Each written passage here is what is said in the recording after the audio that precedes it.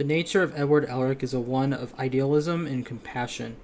It's a nature where we are able to gain what we have lost without having to succumb to the laws of reality that we are trapped inside of.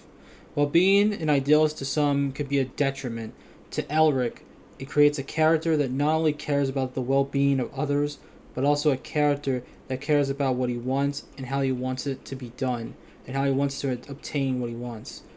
That's what I want to talk about. Why Edward Elric is a great protagonist for Full Metal Alchemist. Edward's values come from a simple stance of morality, that what a person believes, what is right or wrong, is different for everyone, but for the Elrics and Edward in particular, it's a simple moral principle to complete his objective without ending the lives of others. However, Edward's situation that he is in is less than ideal to obtain this goal, and how the Elrics got into this situation is a different story. For Edward to obtain the knowledge needed to ascertain his goal, he must become a state alchemist, a role in which he must do whatever the state military tasks him to do, and sometimes the military requires Ed to get his hands dirty when dealing with people that oppose the military. However, Edward refuses to kill anyone even if requested to do so by the military, as it violates his views of pacifism. This hardline stance of pacifism is an endearing trait in a world full of war and bloodshed. It also can be seen as a simplistic stance where all murder is bad no matter what. However, this can also be seen as naive and a cowardly stance by others. To offer your services for a military force, regardless of your personal reasons for doing so, and not doing your diligence, can be seen as being a traitor to the state. Elric, however, does not have a stake in the war. He doesn't have a loyalty to the military. He's only doing it for himself and his younger brother. But the kindness of Elric doesn't lead to him not fighting as some pacifists do.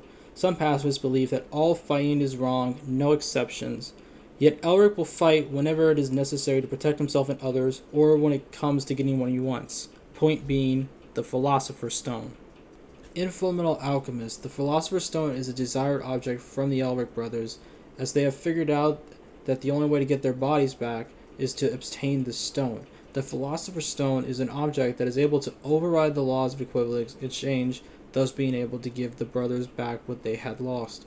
However, the Elrics then learn the secret of the stone, that the key to make a Philosopher's Stone is of a human soul. Hence, they forbid using the stone to return their bodies. They refuse to use the only object according to the rules of reality because it violates their ideals. Knowing that using the object would end their journey, they still refuse to use it. They wanted to find a different way, an alternate path to their goal, one that could go against the laws of equivalent exchange if it meant keeping their values intact. The law of equivalent exchange in a nutshell. In order to gain something of equal value must be given in return.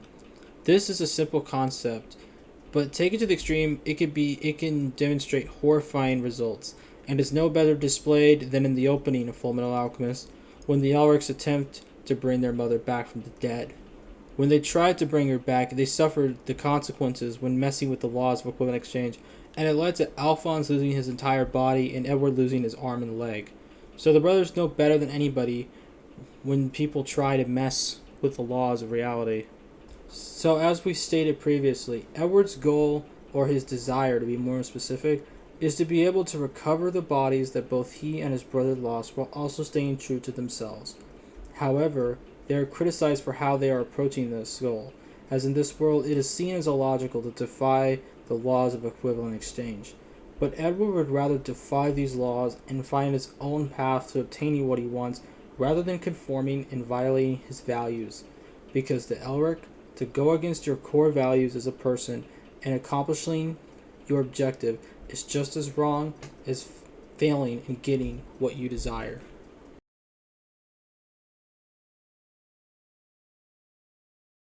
Edward Elric is a person that wants to complete his objectives through the lens of his own worldview in a world that is opposed to that.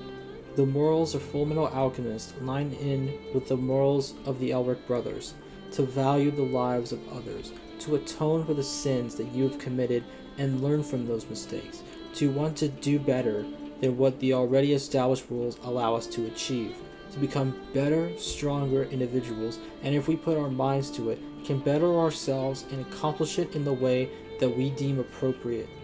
Guilt is one of the greatest challenges that we can face, but if we are able to overcome that guilt, atone for that mistake, and learn from it, then there is a chance to continue moving forward. There's no such thing as a painless lesson. They just don't exist. Sacrifices are necessary. You can't gain anything without losing something first.